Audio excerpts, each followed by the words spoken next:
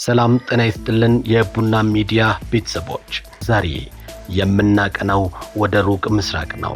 ስለ ሰሜን ኮሪያ ስናስብ ወደ አእምሯችን የሚመጣው ሚሳኤልና ጦርነት ብቻ ሊሆን ይችላል።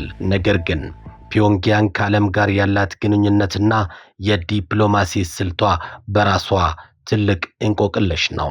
ዛሬ በቡና ሚዲያ የሰሜን ኮሪያ ዲፕሎማሲ ምን ደረጃ ላይ ነው? ወዳጅ ሀገራት ውስጥ እነማን ናቸው የሚሉትን ነጥቦች በስፋት እንፈትሻለን። የሰሜን ኮሪያ ዲፕሎማሲ የብቸኝነት ይመስላል እንጂ በተግባር ግን እጅግ ስልታዊና ጥንቃቄ የተሞላበት ነው። ሀገሪቱ ከ160 በላይ የሚሆኑ ሀገራት ጋር ይፋዊ ዲፕሎማሲያዊ ግንኙነት አላት። ይሁን እንጂ ግንኙነቷ በሁለት ጎራዎች የተከፋፈለ ነው። የብረት ወዳጆቿ ናቸው። የሰሜን ኮሪያ ዋነኛ የህልውና መደገፊያ ቻይና ናት። ቻይና ለሰሜን ኮሪያ ትልቅ የንግድ አጋርና የፖለቲካ ጋሻ ነች። ከቅርብ ጊዜ ወዲህ ደግሞ የኪም ጆንግ ኡን እና የቭላዲሚር ፑቲን ወዳጅነት አዲስ ምዕራፍ ከፍቷል። ሩሲያ ሰሜን ኮሪያ በወታደራዊ ቴክኖሎጂና በምግብና አቅርቦት ዙሪያ የፈጠሩት ጥምረት ምዕራባውያኑን ክፉኛ አስደንግጧል። በተጨማሪም ኩባ፣ ቪየትናምና ላኦሲ የቆዩ የርዕዮተ ዓለም አጋሮቿ ሲሆኑ በመካከለኛው ምስራቅ ደግሞ ከኢራን ከሶሪያ ጋር ያላት ግንኙነት እጅግ የጠበቀ ነው። ለመሆኑ የሰሜን ኮሪያ መሪዎች በዓለም አቀፍ መድረኮችና በስብሰባዎች ይገኛሉ ወይ የሚለው ጥያቄ አለ። መልሱ አልፎ አልፎ የሚል ነው። ኪም ጆንግ ኡን እንደ ሌሎች መሪዎች በየሳምንቱ በየእግሩ አይበሩም። ጉዟቸው እጅግ ምስጢራዊና ጥብቅ ጥበቃ የሚደረግበት ነው። አብዛኛውን ጊዜ የሚጓዙት በልዩ የታጠቀ ባቡር ነው። ኪም ከቻይናው ሺጂፒንግ፣ ከሩሲያው ፑቲን እና በአንድ ወቅት ከዶናልድ ትራምፕ ጋር ያደረጓቸው ታሪካዊ ስብሰባዎች የዓለምን ሚዲያ መሪ አጀንዳዎች ነበሩ። ይሁን እንጂ ኪም በተባበሩት መንግስታት ድርጅት ጠቅላላ ጉባኤ ላይ በአካል ሲገኙ አይታዩም። ይልቁንም ከፍተኛ ዲፕሎማቶቻቸውን በመላክ ድምፃቸውን ያሰማሉ። የፒዮንግያንግ ዲፕሎማሲ ጥቅም ላይ የተመሰረተ ነው። ማዕቀቦቻቸውን ለመቋቋም ሲሉ ከማንኛውም የአሜሪካ ተቃዋሚ ሀገር ጋር ለወዳጅነት ወደኋላ አይሉም። አህጉር አቋራጭ ሚሳኤሎቻቸውን እንደ ድርድር መሳሪያ በመጠቀም ሀያላኑ ሀገራት እውቅና እንዲሰጣቸውም ያስገድዳሉ። በአጠቃላይ የሰሜን ኮሪያ ዲፕሎማሲ ራሱን ከዓለም የደበቀ ቢመስልም በስተጀርባ ግን ከአዳዲሶቹ ወዳጆቿ ጋር በመሆን የዓለምን የሀያል ሚዛን ለመቀየር እየሰራች ትገኛለች። ዛሬም ኪም ጆንግ ኡን በምስጢራዊ ባቡራቸው የትኛውን ሀገር ሊጎበኙ እንደሚችሉ ዓለም በጥርጣሬ ትጠብቃለች።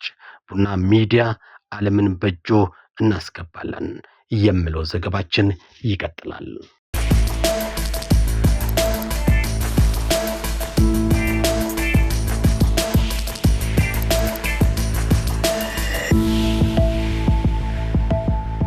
አሁን ደግሞ ሌላኛው ትንታኔ እንገባለን።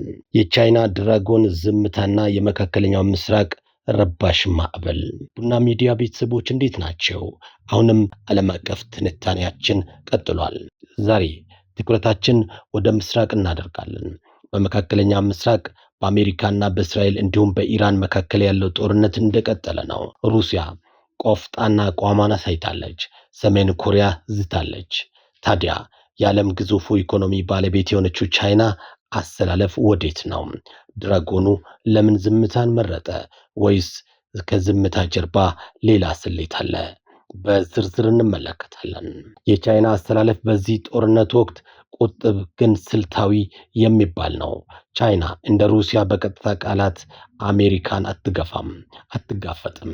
ነገር ግን በተግባር የምታደርገው እንቅስቃሴ የዋሽንግተን ራስ ምታት ነው። ቻይና በዚህ ጦርነት ውስጥ ያላት ሶስት ዋና አስተላለፎች የሚከተሉ ናቸው። ቻይና ለኢራን ትልቁ የነዳጅ ደንበኛ ናት። አሜሪካ በኢራን ላይ የጣለችው ማዕቀብ እንዳይሰራ ያደረገችው ቻይና ነች። ጦርነቱ ቢቀጥል እንኳን ቻይና ከኢራን ነዳጅ መግዛቱ አይቆምም።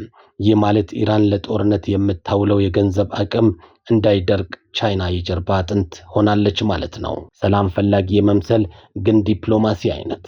ቻይና ራሷን እንደ ዓለም አቀፍ ሰላም አስከባሪ መቅረብ ትፈልጋለች። ባለፈው ዓመት ሳውዲ አረቢያንና ቴህራንን የታረቀችው ቤጂንግ አሁን ጦርነቱን በግርግር ይቁም የሚል መሪ ትከተላለች።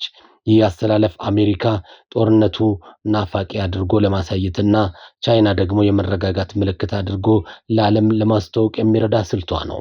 ይህ ለቤጂንግ ትልቅ ስጦታ ነው፣ የአሜሪካን ትኩረት የማስቀየር ስልቱ። አሜሪካ በመካከለኛ ምስራቅ ጦርነት ውስጥ በገባች ቁጥር ትኩረቷ ከታይዋንና ከደቡብ ቻይና ባህር ላይ ይነሳል። ቻይና አሜሪካ በዚህ ጦርነት እንድትደክም የጦር መሳሪያዎቿን እንድታባክንና በዓለም አቀፍ ደረጃ ተቃውሞ እንዲበረታባት ትፈልጋለች። ይህ ሲሆን ቻይና በምስራቅ እስያ ያላትን የበላይነት ለማጠናከር ሰፊ የጊዜ ዕድል ታገኛለች ማለት ነው። ሆኖም ቻይና አንድ ትልቅ ስጋት አላት። እርሱም የሆርሙዝ ወሽመጥ መዝጋት ነው። ቻይና ለኢንዱስትሪዎቿ የምትጠቀመው ነዳጅ አብዛኛው የሚመጣው በዚህ መስመር ነው። ለዚህ ጦርነቱ ወደ ሆርሙዝ ወሽመጥ ካመራና የነዳጅ አቅርቦቱ ከተቋረጠ ቻይና ዝምታዋን ሰብራ ወደ ወታደራዊ እርምጃ ወይም ጠንካራ ጫና ልትገባ ትችላለች። በአጠቃላይ የቻይና አሰላለፍ ድመት አይጥን እንደምትጠብቅ አይነት ነው። አሜሪካና ኢራን ተጋጅቶ እንዲዳከሙ ትጠብቃለች። በሂደቱ ግን የራሷን ኢኮኖሚ ጥቅም ሳታስነካ ዓለም አቀፍ ተሰሚነቷን ትገነባለች። ድራጎኑ ዝም ያለው ስለፈራ ሳይሆን ጊዜውን ጠብቆ ለመተንፈስ መሆኑን ተንታኞች ይስማሙበታል። ቡና ሚዲያ ስላዳመጣችሁ እናመሰግናለን። ሰላም ሁኑ።